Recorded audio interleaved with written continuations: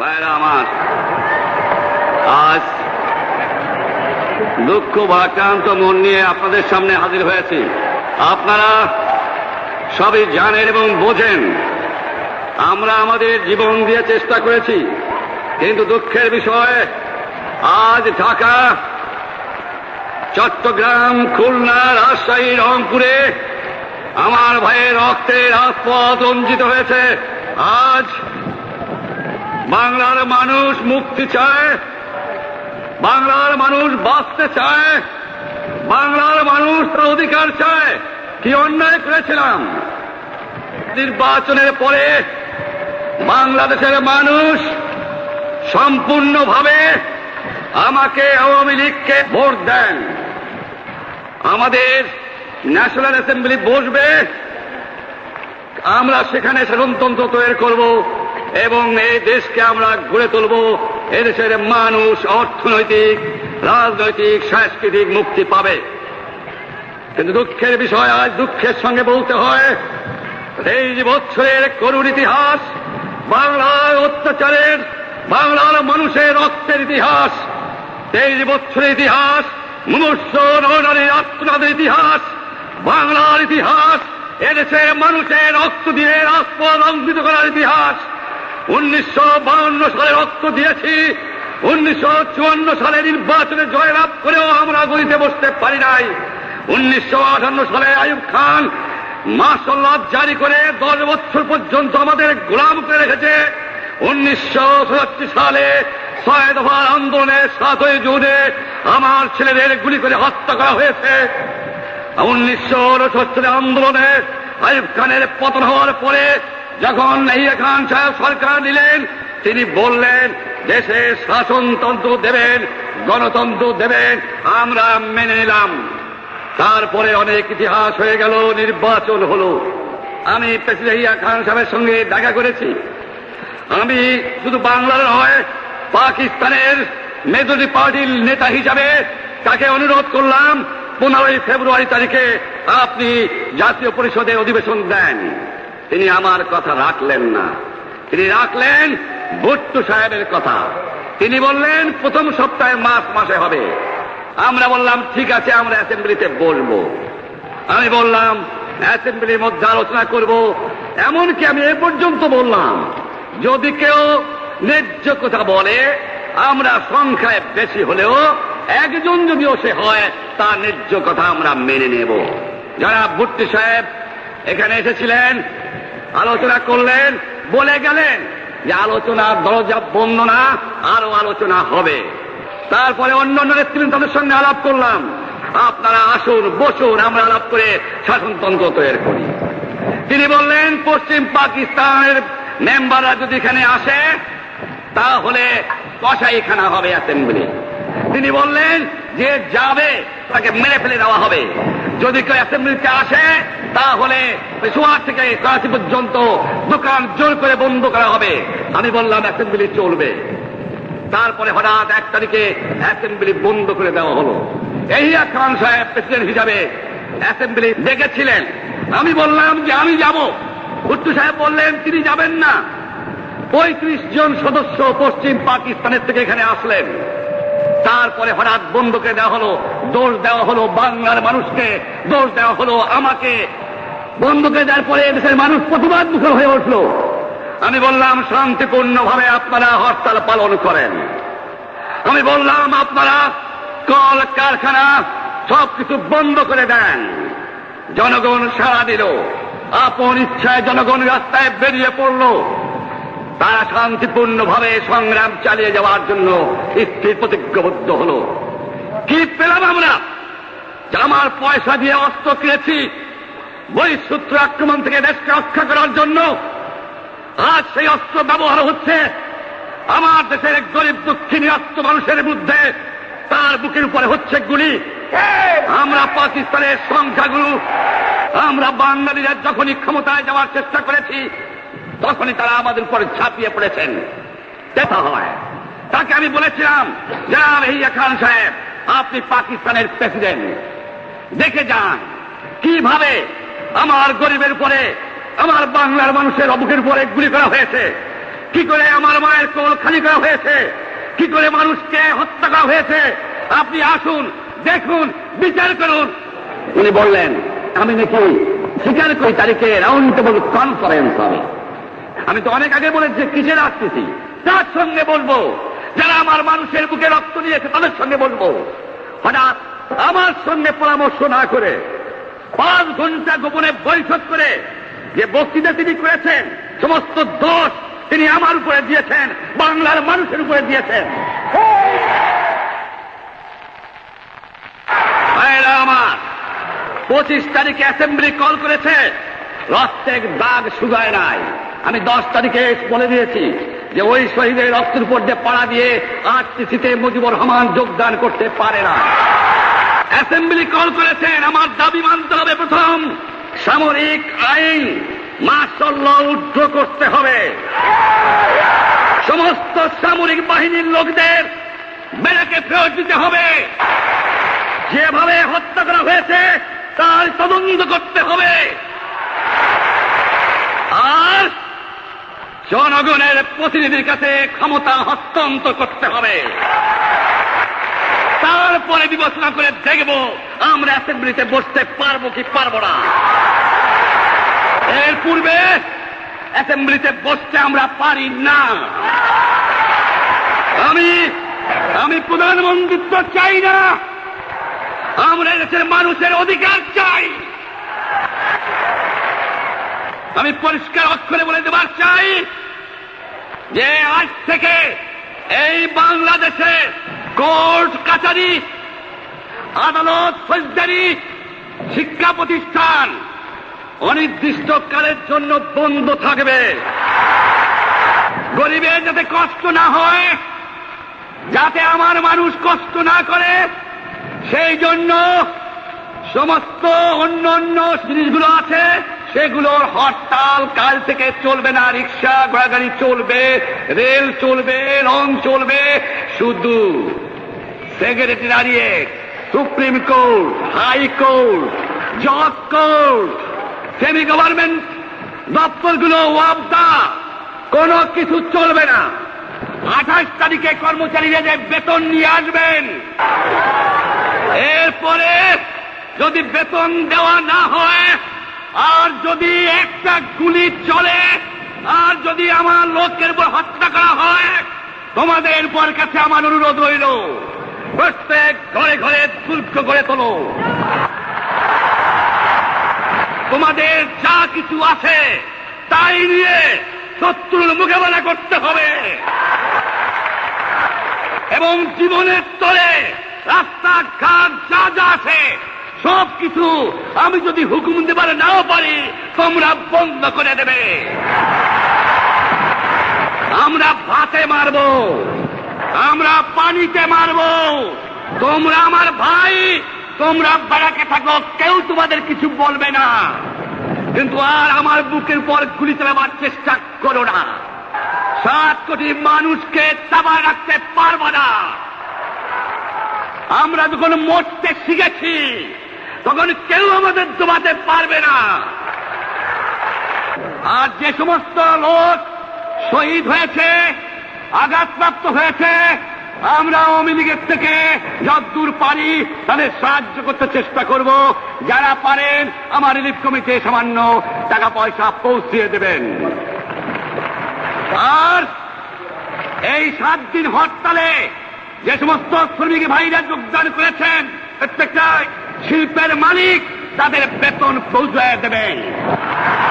সরকারি কর্মচারীদের বলি, আমি যা বলি তা মানতে হবে। যে পর্যন্ত আমার এই দেশের মুক্তি না হবে, খাজনা ট্যাক্স বন্ধ করে দেওয়া হলো, কেউ দেবে না। শোনেন, মনে রাখবেন, শত্রু বাহিনী ঢুকেছে, নিজেদের মধ্যে আত্মকলহ সৃষ্টি করবে, লুটতরাজ করবে।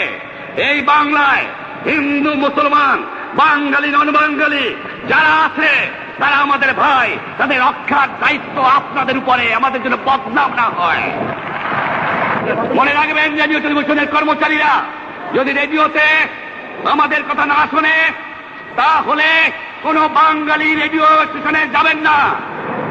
যদি টেলিভিশন আমাদের নিউজ না দেয়, কোন বাঙালি টেলিভিশনে যাবেন না।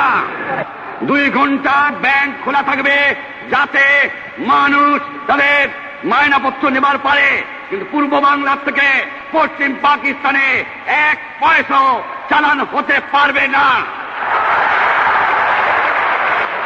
টেলিফোন টেলিগ্রাম আমাদের এই পূর্ব বাংলায় চলবে এবং বিদেশের সঙ্গে নিউজ পাঠালে আপনারা চালাবেন, কিন্তু যদি এই দেশের মানুষকে খতম করার চেষ্টা করা হয়, বাঙালিরা বুঝে শুনে কাজ করবেন। প্রত্যেক গ্রামে প্রত্যেক মহল্লায় আওয়ামী লীগের নেতৃত্বে সংগ্রাম পরিষদ গড়ে তোলো এবং তোমাদের যা কিছু আছে তাই নিয়ে প্রস্তুত থাকো। মনে রাখবা, রক্ত যখন দিয়েছি রক্ত আরো দেব, এই দেশের মানুষকে মুক্ত করে ছাড়বো ইনশাআল্লাহ। এবারে সংগ্রাম আমাদের মুক্তির সংগ্রাম, এবারে সংগ্রাম স্বাধীনতার সংগ্রাম। জয় বাংলা।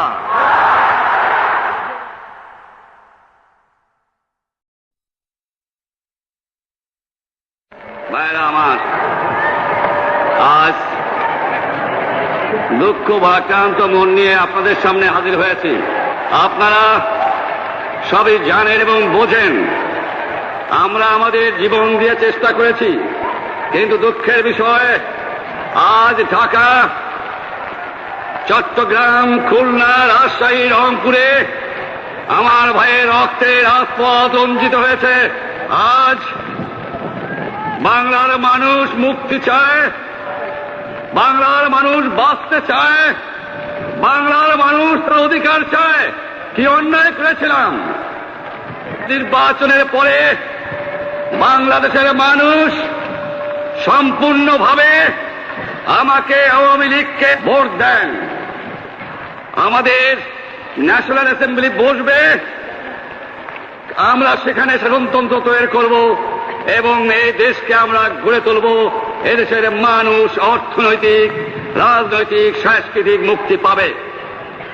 কিন্তু দুঃখের বিষয়, আজ দুঃখের সঙ্গে বলতে হয়, 23 বছরের করুণ ইতিহাস, বাংলার অত্যাচারের, বাংলার মানুষের রক্তের ইতিহাস, 23 বছরের ইতিহাস, মুমূর্ষ নরনারীর আত্মনাদের ইতিহাস, বাংলার ইতিহাস, এদেশের মানুষের রক্ত দিয়ে রাজপথ রঞ্জিত করার ইতিহাস।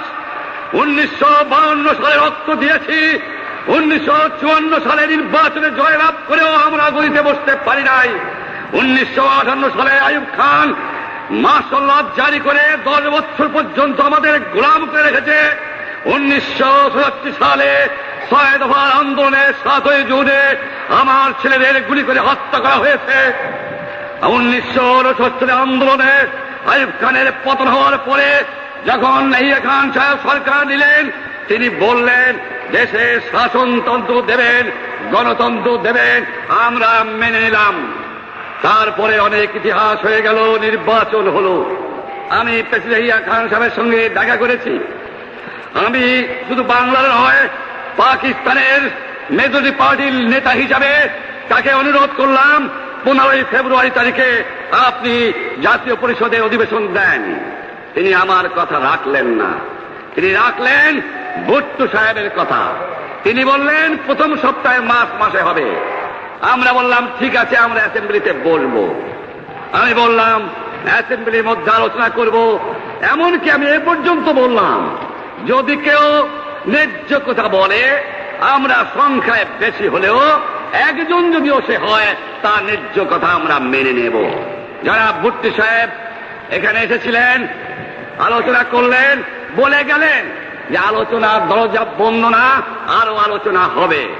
তারপরে অন্যান্য নেতৃবৃন্দের সঙ্গে আলাপ করলাম, আপনারা আসুন, বসুন, আমরা আলাপ করে শাসনতন্ত্র তৈরি করি। তিনি বললেন পশ্চিম পাকিস্তানের মেম্বাররা যদি এখানে আসে তাহলে কসাইখানা হবে অ্যাসেম্বলি। তিনি বললেন যে যাবে তাকে মেরে ফেলে দেওয়া হবে। যদি কেউ অ্যাসেম্বলিতে আসে তাহলে সোয়ার থেকে করাচি পর্যন্ত দোকান জোর করে বন্ধ করা হবে। আমি বললাম অ্যাসেম্বলি চলবে। তারপরে হঠাৎ 1 তারিখে অ্যাসেম্বলি বন্ধ করে দেওয়া হলো। ইয়াহিয়া খান সাহেব প্রেসিডেন্ট হিসাবে অ্যাসেম্বলি ডেকেছিলেন। আমি বললাম যে আমি যাব।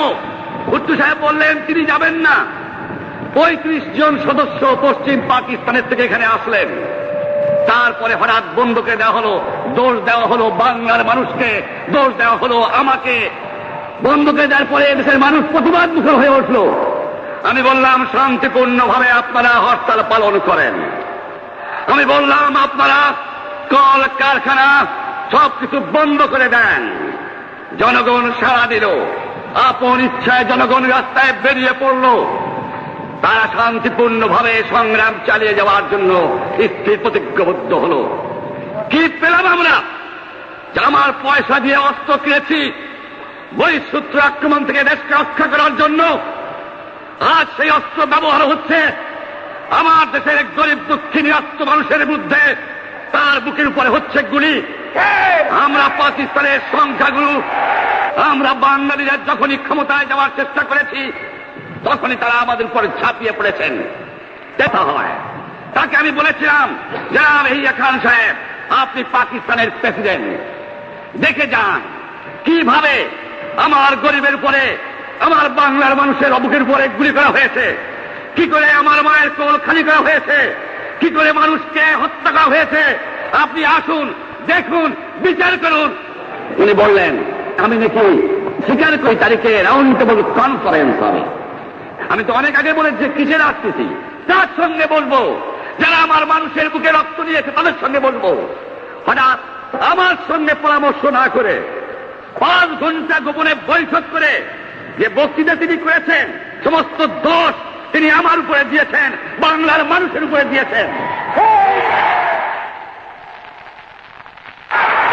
আমার 25 তারিখে অ্যাসেম্বলি কল করেছে, রক্তের দাগ শুকায় নাই। আমি 10 তারিখে বলে দিয়েছি যে ওই শহীদের রক্তের উপর দিয়ে পাড়া দিয়ে আরটিসিতে মুজিবুর রহমান যোগদান করতে পারে না।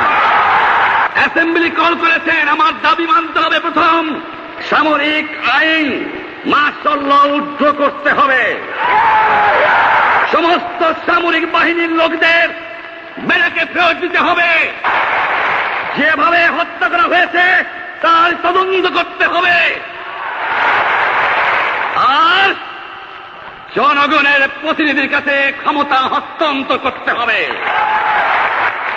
তারপরে বিবেচনা করে দেখব আমরা অ্যাসেম্বলিতে বসতে পারবো কি পারবো না। এর পূর্বে অ্যাসেম্বলিতে বসতে আমরা পারি না। আমি প্রধানমন্ত্রিত্ব চাই না, আমরা দেশের মানুষের অধিকার চাই। আমি পরিষ্কার অক্ষরে বলে দেবার চাই যে আজ থেকে এই বাংলাদেশে কোর্ট কাচারি, আদালত, ফৌজদারি, শিক্ষা প্রতিষ্ঠান অনির্দিষ্টকালের জন্য বন্ধ থাকবে।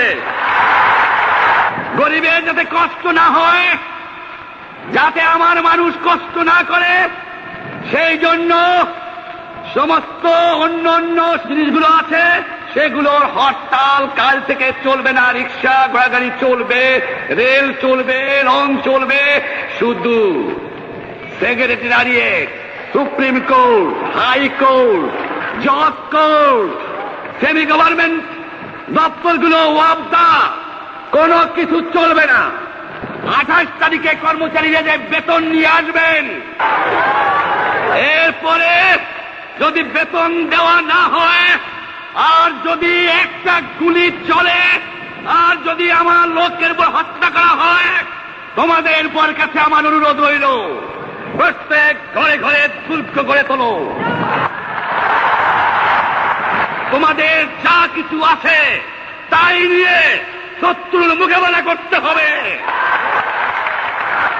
এবং জীবনের তরে রাস্তাঘাট যা যা আছে সবকিছু আমি যদি হুকুম দেবার নাও পারি তোমরা বন্ধ করে দেবে।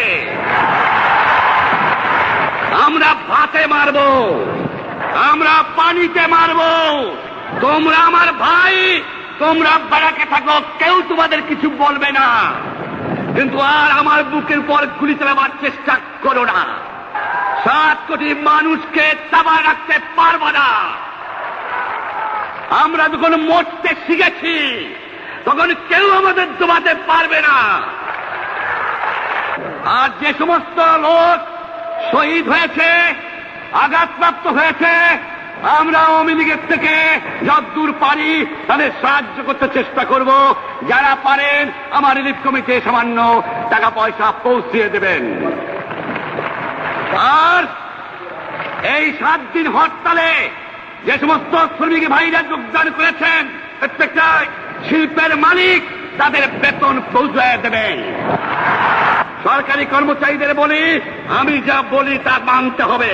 যে পর্যন্ত আমার এই দেশের মুক্তি না হবে, খাজনা ট্যাক্স বন্ধ করে দেওয়া হলো, কেউ দেবে না। শোনেন, মনে রাখবেন, শত্রু বাহিনী ঢুকেছে, নিজেদের মধ্যে আত্মকলহ সৃষ্টি করবে, লুটতরাজ করবে। এই বাংলায় হিন্দু মুসলমান, বাঙালি নন বাঙালি যারা আছে তারা আমাদের ভাই। তাদের রক্ষার দায়িত্ব আপনাদের উপরে, আমাদের জন্য বদনাম না হয়। মনে রাখবেন, রেডিও টেলিভিশনের কর্মচারীরা যদি রেডিওতে আমাদের কথা না শোনে, তাহলে কোন বাঙালি রেডিও স্টেশনে যাবেন না। যদি টেলিভিশন আমাদের নিউজ না দেয়, কোন বাঙালি টেলিভিশনে যাবেন না। 2 ঘন্টা ব্যাংক খোলা থাকবে, যাতে মানুষ তাদের মায়নাপত্র নেবার পারে। কিন্তু পূর্ব বাংলার থেকে পশ্চিম পাকিস্তানে 1 পয়সাও চালান হতে পারবে না। টেলিফোন টেলিগ্রাম আমাদের এই পূর্ব বাংলায় চলবে এবং বিদেশের সঙ্গে নিউজ পাঠালে আপনারা চালাবেন। কিন্তু যদি এই দেশের মানুষকে খতম করার চেষ্টা করা হয়, বাঙালিরা বুঝে শুনে কাজ করবেন। প্রত্যেক গ্রামে, প্রত্যেক মহল্লায় আওয়ামী লীগের নেতৃত্বে সংগ্রাম পরিষদ গড়ে তোলো এবং তোমাদের যা কিছু আছে তাই নিয়ে প্রস্তুত থাকো। মনে রাখবা, রক্ত যখন দিয়েছি, রক্ত আরো দেব। এই দেশের মানুষকে মুক্ত করে ছাড়বো ইনশাআল্লাহ। এবারে সংগ্রাম আমাদের মুক্তির সংগ্রাম, এবারে সংগ্রাম স্বাধীনতার সংগ্রাম। জয় বাংলা।